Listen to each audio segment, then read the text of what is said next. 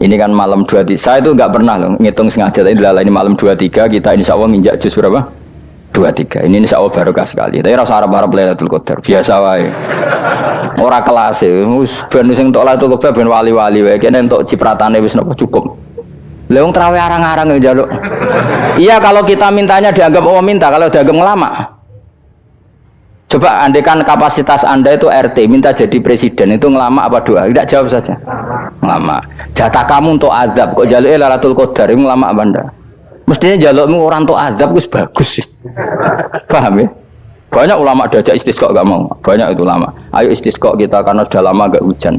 Kata ulama tadi, jatah kita ini kena hujan batu dari langit. Gak hujan batu sudah bagus, gak usah minta. Ulama macam-macam dan lha rai-rai ngene iki pantese entuk Lailatul Qadar untuk adab ayo jawab. Ayo. Ora entuk adab wis bagus. Yo dadi dongane ya Allah. Ampun jenengan siksa la tu'akhidna. La tu'akhidna maknane njuk Lailatul Qadar mbok ora disiksa. Ya ora makam kita itu masih Rabbana la tu'akhidna.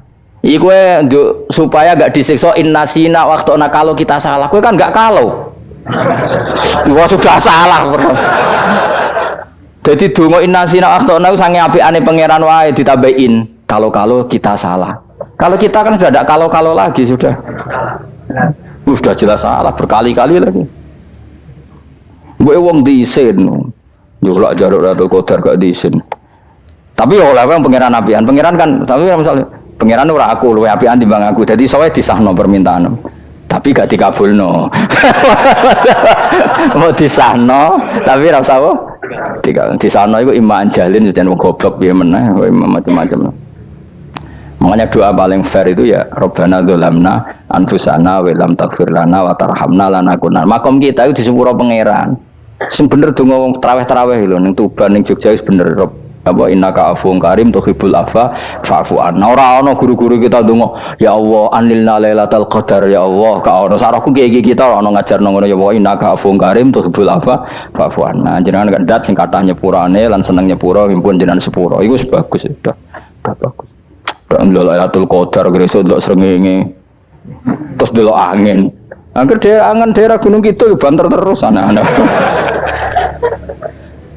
Boy wong tahu diri, maksud kula nggih tetep minta Lailatul Qadar tapi tahu diri. Misalnya suwe bar sedekah, puasa bar salat 1000 rakaat terus utang mesti sahur, sampai togo-togo sing mbok dolimi jaluki sepuro. Pas kowe tenan mergo ngrasa ora dolim, nduk Lailatul Qadar. Tapi kira ngrasa ora dolim wis ujub sombong. Wong sombong ora berhak meraih. Lah terus piye Gus? Ora piye-piye biasa wae, pokoke biasa wae. Makom kita ora kena adab itu sudah luar biasa. Ora penuh adab piye. Wis ngene iki luar biasa napa? Luar biasa. Mbon nang ngandel kula. Wis ngene iki keadaan seperti ini terus. Soale dongane wae Rabbana la tu'akhidna bin nasina wa akhtana. Itu jadi itu sudah luar biasa. Nah, ini kan teruskan dawuh Mbah Mun ya. Misalnya Allah bilang gini, fattaku, maka takutlah kamu. Biasanya mufasir ditambahi minan nar, maka takutlah kamu masuk. Sebetulnya yang perlu dihindari dari kita takut itu ya, takut salah, takut bodoh, takut terdolimi, takut mendolimi orang lain, takut hidup tidak ada gunanya. Tapi mufasir tentu milih yang populer, takutlah kamu dari api neraka. Coba misalnya gini, kita nanti masuk surga. Kemudian zaman di dunia kita tidak pernah berkampanye ya atau berkontribusi untuk agama Allah. Cara saya itu izin. Kata Imam Malik, saya masuk surga. Kemudian orang yang mencintai saya masuk surga itu saya malu. Rasulullah juga gitu. Saya sebagai pemimpin umat, saya malu masuk surga. Dan satu dari umat saya masih masuk neraka. Jadi lama dulu tuh ketakutannya bukan sekedar masuk neraka, takut malu, takut bodoh, takut keliru, takut. Saya misalnya nanti masuk surga itu malu, andaikan saya tidak pernah ngajar tafsir Jalalain. Malu saya. Karena kalau tanya Allah, hak kenapa pun swarga? Terus dilebokno swarga. Tapi kalau pernah baca tafsir jalan kan ono kerene. Keren artinya saya pernah mengkampanyakan Quran, pernah mengkhidmati Quran, pernah ngitmai kitab engkau ya Allah. Saya pernah ngitmai umatnya Rasulullah, yaitu sampean kabeh. Pernah mulang, pernah sowan. Biasa tiap bulan sowan jenengan gak sopan tapi. Mulane kira usah bales sowan rono malah ganggu anak-anak. Kadang santri yo pidol, wis diulang cek sowan. Orang tuh kiai kalau sudah di rumah tuh milik keluarga biar fair. Bermulang cek assalamualaikum terus kiai ini kagok keluargane ku kapan? Boyo mikir bocah ora karo-karuan. Jadi seneng ya di ilmoni, napa seneng ya di ilmoni. Saya ulang lagi ya.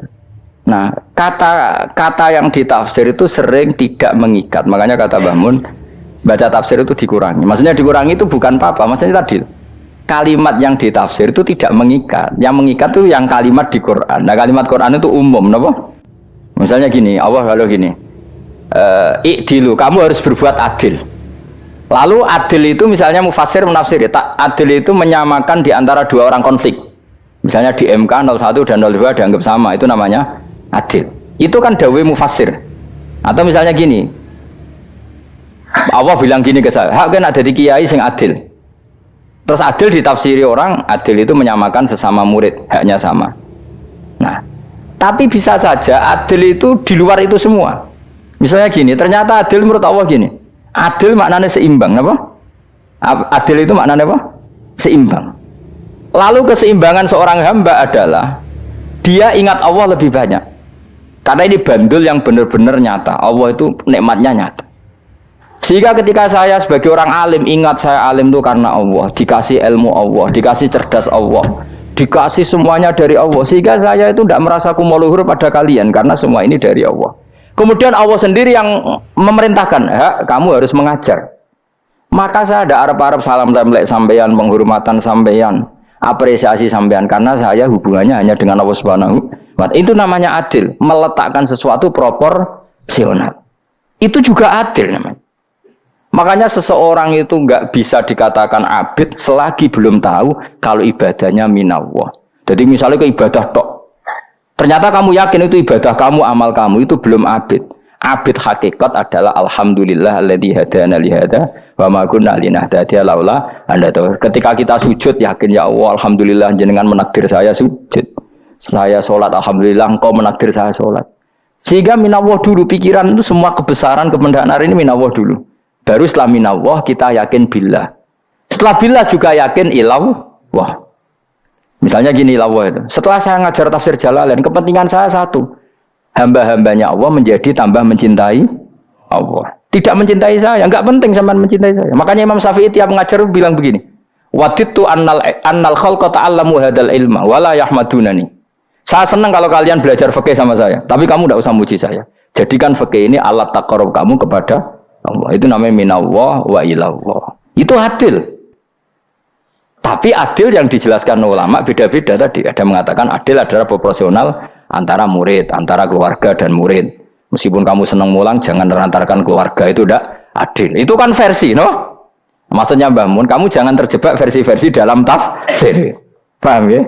Karena Allah hanya ngendikan i'dilu wa aqrabu. Paham ya? Tapi kan penjelasan adil ini orang versi. Paham ya? Ada yang nulis adil adalah meskipun mimpin masyarakat ya ingat keluarga. Karena sing tukang wayo oleh nafsir adil adalah karena laki tidak cukup istri satu maka itu kan yo repot kan. Tapi kalau kadung istrinya 3 atau 4, adil adalah harinya sama meskipun janda dan perawan. Jari sing lanang gak adil adalah proporsional. Sing wis suwi dikumpuli dikurangi. Yang baru ya mungkin kabeh enggak kalau nuruti. Mungkin enggak? Ya, tapi itu kan versi, nama. Maka kata Mbah Mun itu memang saya itu merasakan, saya sebagai mufassir merasakan memang saya kan sering baca Jalalain beda dengan tafsir Munir, nanti beda dengan tafsir Qurtubi. Saya beri contoh misalnya. Dan kamu pasti salah jawab ini. Kalau kamu benar berarti ya alim tenan. Wa idza darabtum fil ardi falaysa 'alaikum junahun an taqsuru binas shalah. Orang kalau pergi itu boleh enggak ngosor sholat? Enggak, jawab saja. Boleh kan? Ngosor sholat itu apa? Misalnya sholat asar 4 jadi berapa? 2. Kalau isya jadi 2. Kalau subuh? Enggak, sudah maju lah. Maghrib? Enggak, kan yang bisa dikosor hanya berapa? Yang rubaiyah, yang apa? Berarti kamu yakin? Antak suruh minas sholat artinya 4 jadi 2, yakin? Enggak, jawab saja. Yakin. Nah itu termasuk orang pinter. Ya. Berarti ilmu lagi sak trip. Ya? Sebetulnya kata Imam Qurtubi enggak. Ayat itu kan hanya bilang gini, kalau kamu bepergian maka kamu boleh menyendak sholat. Qasru itu memotong. Dari aturan yang dulu 4 menjadi dua. Sebetulnya ada hanya itu tok. Aturan tidak boleh membawa najis menjadi boleh. Aturan harus tumak ninah menjadi tidak harus tumak ninah. Misalnya kamu sholat dalam keadaan perang, wajib tumak ninah apa boleh sambil lari-lari? Boleh sambil lari-lari. Boleh gak ketika perang kamu sholat sambil menghadap tidak ke kiblat? Boleh. Makanya antak suruh minas sholat maknanya apa? Jika kamu pergi, maka dalam konteks itu kan perang ya. Ayat itu memang konteksnya perang. In khiftum ayyaftinakumul ladzina kafar. Jika kamu dalam keadaan perang, maka boleh memangkas apa yang pernah wajib dalam aturan sholat. Paham ya?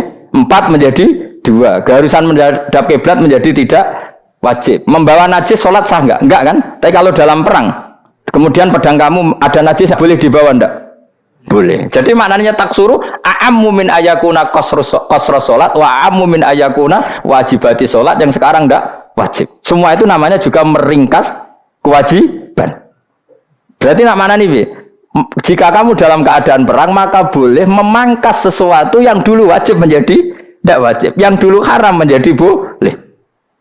Tapi mufassir mencontohkan qasrus sholat hanya 4 menjadi 2. Dong ya? Oh ya, nangke alim ngono tenan wis dokter tafsir sang. Enggak tak iku sudah dhewe. Tapi ora perlu orang lain ngakui. Jadi itu contoh kecil. Jadi mufassir karena kebetulan dia tahunya hanya qasrus sholat itu 4 jadi 2, dia itu. Padahal di tafsir lain diterangkan qasru itu artinya menyingkat atau mencendak atau memangkas. Dulu wajibnya sholat itu nggak boleh bawa sesuatu yang najis. Tapi kalau sholat dalam keadaan perang dan pedang kamu ada darahnya, boleh nggak dibawa? Boleh. Bahkan Allah menyuruh dibawa. Dan boleh nggak madhep kiblat. Fa in khiftum farijalan auruk banatagi faida amintum fadhkurullaha kama allamakum. Ketika keadaan aman baru sholat sesuai standar. Nah berarti kan ada qasrus sholat, ada pemangkasan aturan sholat. Kayak misalnya begini, dalam keadaan normal boleh nggak kamu motong pohon pisangnya tetangga tanpa izin? Nggak boleh kan? Tapi misalnya ada banjir bandang, kemudian kamu bisa selamat kalau motong itu wajib izin apa malah haram izin? Haram izin, harus kamu langsung potong, karena kalau tanpa begitu kamu dan yang punya wajib meridhoi. Kalau nggak meridhoi disalahkan syarak malah. Paham ya? Jadi ini penyolongan yang wajib. Tapi tak coba potong kayak ngelangihin, terus gedangnya berpangan, itu berlebihan. Karena Allah memaklumi hanya untuk ngelangi. Jebule wis menisan lah itu di luar izin syariat apa? Di luar izin syariat, itu melampaui batas itu. Syaratnya boleh itu ghairu baghiw wala adfamani turra itu darurat syaratnya ghairu baghiw wala dan tidak boleh melebihi batas. Ora ape ngetok gedange jupuk sik sing mateng dipangan terus diketok. Ora oleh. Paham jelas ya. Makanya kalau ngaji tafsir ya saya kan berkali-kali ada makna di tafsir Imam Suyuti saya tambahi umpamanya ini. Maksudnya umpama itu supaya contoh itu tidak mengikat. Jadi yang disebut beliau itu satu dari sekian potensi ribuan contoh. Ya kayak tadi misalnya antak suruh minas sholah. Itu umumnya ulama membayangkan qasrus sholat yang 4 jadi 2. Padahal enggak, maknanya meringkas aturan dari wajib menjadi tidak wajib. Bahkan sebagian aturan itu dikatakan haram, tidak haram. Itu tadi misalnya bawa najis atau teman kamu mau dibaca orang kafir, terus kamu bilang, hei hati-hati, itu tidak batal kalau dalam sholat siddatil khauf. Paham ya? Jelas? Semaju lah, malam terlikur, lelatul. Soalnya wis gumun mbek wong-wong bingung ora ilmune wong-wong. Ma ungzira abahum alam yung zaru tegese ora den kei wedi sapa ngangge fi zamanil fatrah ing dalam zaman fatrah. Ya sama seperti ini. Orang tidak mendapat ingzar itu fi zamanil fatrah, zaman enggak ada rasul. Tentu tidak hanya itu tok. Ada rasul tapi orang itu jauh dari komunitas ulama. Itu juga termasuk orang yang tidak mengalami ingzar. Jadi tidak mengalami ingzar bisa di zaman fatrah atau sudah ada rasul tapi dia jauh dari ulama atau jauh dari komunitas Islam. Itu juga komunitas yang tidak mengalami ingzar. Fahum mongkote wong akail kaum iku khafidun lali kabehane imani sing iman parustilan bener. Ya contoh paling gampang itu nak dawuh yai mesti bener itu loh. Kalau kamu ngaji tafsir Jalalain ya Yuhanna subudu rabbakum. An-nasu biasanya ditafsirkan kufaru Mekah, napa? Padahal di situ nas semua manusia apa kafir Mekah? Semua manusia. Cuma konteks dulu karena Nabi orang Mekah dan zaman itu yang diberi peringatan orang Mekah, Imam Suyuti bilang kufaru Mekah. Lah seperti itu kufaru Mekah mengikat apa enggak? Enggak kan? Enggak, karena yang dituruni Quran yo kafatal linnas. Tapi ya Yohanasu di Jalalain sering ditulis apa? Kufaru Mekah. Nah, seperti itu tidak mengikat. Itu contoh saja, Pak. Contoh saja dalam konteks zaman itu. Paham ya? Jadi banyak, makanya tafsir itu sebenarnya nggak ngikat. Ya tapi yang ngomong gitu harus orang alim. Kalau kamu yang ngomong malah kacau. Kemudian ngomong sombong. Maksudnya kan manusia, saya juga manusia. Ngapain saya harus ikut? Ya sarap ya. Ora, sombong sarap, no? Sombong sarap. Lakot hakko teman-teman fahum, lakot hakko teman-teman nyata apa alkaulu apa titah, wajib tegese wajib mana nyata ala aksarim, yang atas yang akeh wangke bil adab. Lakot hakko teman-teman dadi nyata apa alkaulu apa titah anane adab, wajib tegese wajib apa adab ala aksarim bil adab, fahum ngote wong akeh layu minun ora iman sapa ngakeh, aksaru tegese ute akeh wong ora iman zaman niku Mas. Ya maksudnya zaman niku, tapi jengben nggih mboten ngerti. Tapi yang mungkin batu Isa itu semua orang iman, tapi ya banyak yang setelah iman itu tidak bermanfaat lagi karena wis napa matahari terbit dari napa barat. Hina la yanfa'u nafsan imanuha lam takun amanat min qabl. Inna sa'atam ing sun ujal naga ing sun fi anaqihim. Ing dalam gulu-gulune wong akeh tak gawe aghlalan ing blenggu. Bi ayu dhamma kabar bi antu dhamma kabar ento dhewe kumpulno ilaha maring anak apa di tangan. Di anal gila karena saat menegil liku yajma'u iso ngumpul apa gil al yada ing tangan al unuk maring geger maring napa gulu guri lho jenenge unuk. Wong Arab nak darani kene ku unuk, nak darani kene ku nakher. Ya jare wong Arab ya kene ku unuk, kene iki nakher. Lah ulun ngeten tangan didakok teng napa? Napa? Gulu. Apa jenenge cidok niku cidokne. Sing guri. Kaya mengko te tangan ilahi kumas muatun ting kumpulno ilal atqoni maring dagu. Niki lho jenenge dagu jam udzakonin wa ya mustama'ul lahyan. Kumpulnya dua dagu atau dua wang lagi cumanan bahwa mengkota wong akeh mukmahuna iku dadi bunder sapa wong akeh manane rafuna ngangkat wong akeh ruusa ing sirahe wong akeh lastatiuna ora iso mampu sapa wong akeh khodaha ing ngendekno ruus menane dhewe maksudi wa ta iki mutamsilun muk bayangan muk tamsil gambaran mulane kula gumun be ulama riyen tak contohno ya nek ulama dhisik utop wong dhisik nak darani bun neraka digludungno. Wong kafir iso ben digludungno ning neraka. Iku ya pancen ngalim tenan ngomong dhisik. Mergo gambarane ngene, ora usah mbok praktekno sampeyan, praktekno saiki wae. Nek praktekno sampeyan kaya sampeyan mlebu neraka. Dadi ngeten wong nak lungguh ngene, wong Arab nak darani iki ason-ason. Terus ngeten. Ngeten. Niki jenenge apa? Dengkul. Dengkul itu kena dagu, terus tangan kena jidok. Dadi ngeten. Jadi wong wis dalam keadaan bunder. Paham ya? Lah mulane malaikat karek nyaduk terus gludung-gludung ngono. Paham ya? Dadi mergo yo napa? Dengkul nempel dagu, paham ya? Tangan nempel jidok, terus ditaleni. Paham ya? Terus ya karek gludung dong, mulane wong kuno nak darane bun neraka iku. Ngono, ki bayangno saiki sok ben ra usah, gak usah mlebu maksudnya, paham ya? Mulane ape mlayu ora iso, wis posisi ngono, paham ya? Sebenarnya rasa delok, maksudnya itu praktekno saiki. Menang delok lho. Lah dawuh Imam Suyuti wal muradu te kang den kersakno iku annahum sak temne wong akeh la anu nek ora tunduk sapa wong akeh lil imani maring iman. Wala faduna nek ora tunduk sapa wong akeh ora ndilukno ru'usau ing sira wong akeh lahu krana iman. Iki tapi dawuh Imam Suyuti. Tentu tidak semua ulama sependapat. Jadi cara Imam Suyuti semua yang dikatakan Quran ini mau tamsil. Artinya mereka tidak tunduk, maknanya tidak menerima iman. Ya, tapi itu cara Imam Suyuti. Ulama lain yang mengatakan tidak, memang orang kafir ketika masuk neraka dalam keadaan seperti itu dan digeludung.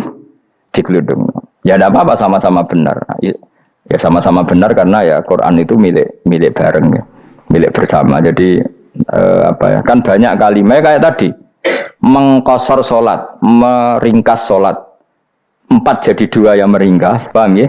Dari aturan ketat menjadi agak longgar juga meringkas. Jadi semuanya namanya memotong apa? Memotong dari 4 menjadi 2 ya memotong, paham ya?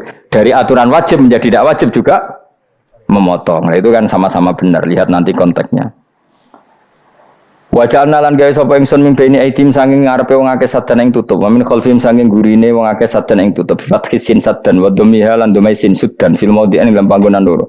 Faksena mongko ngekei gelap ingsun ing wong akeh, fa mongko te wong akeh lagi sirun ra ningali sapa wong akeh. Tamsilun iki ya contone edon disat diturukil iman maring ketutupe dalan iman alih ngatasi kufar. Nah cari maksudnya kabeh iki mau tamsil. Dadi ngene. Dari depan kami kasih tutup, dari belakang kami kasih tutup, kemudian mereka saya kasih kegelapan. Maka mereka tidak tahu. Mananya apa? Dari arah depan yang mereka enggak ngerti pentingnya iman, dari arah belakang yang mereka tidak ngerti pentingnya iman, maka mereka buta, artinya tidak iman. Itu dari Imam Suyuti. Tamsilun aidoni hanya perumpamaan lisat diturukil iman, yaitu tertutupnya jalan-jalan iman. Tapi ulama lain mengatakan ya enggak, memang pernah ada peristiwa di mana orang kafir ngepung Rasulullah dan mereka dari depan matanya dihalangi, dari belakang dihalangi, sehingga ketika Rasulullah keluar mereka tidak melihat. Itu ya nyata ya, jadi makanya ngaji ya. Jadi ben keren. Oh ini ada sekian tafsir, terus gue ngomong kan kayak wong alim keren. Nah tak kata siapa? Ono rekamane. Tapi yang orang ngaji dhewe, tak tahu kata siapa, ada rekamannya. Lah anak aku takut ada kata siapa Gus, tak dudono kitabe. Lah anak gue dudono rekaman. Iku sampai zaman akhir ngono wis maju. Soale sing rido Kang. Enak kok Kang jadi orang alim gue enak. Nanti itu jadi orang alim ya rugi. Tadi nanti kan gitu. Syabdul Qadir masuk surga. Entah ini gelombang kedua dan para penggemarnya. Jadi akhirnya sing alim tenan yang mlebu swarga, sing kedua dan para penggemarnya. Iku ora usah alim Kang, cukup penggemar. Oke, terima kasih buat teman-teman yang sudah menonton video di channel ini. Semoga ilmunya barokah, bermanfaat untuk kita dan orang-orang di sekitar kita. Semoga juga setelah menonton video ini, hidupnya lebih tenang, lebih sabar dalam menjalani hidup, lebih tabah, dan juga lebih ikhlas. Jangan lupa terus dukung channel ini supaya terus berkembang dengan cara klik like, tinggalkan komentar, klik subscribe karena subscribe itu gratis, dan jangan lupa klik tombol notifikasi supaya teman-teman selalu mendapatkan pemberitahuan setiap channel ini upload video baru. Oke, terima kasih. Wassalamualaikum warahmatullahi wabarakatuh.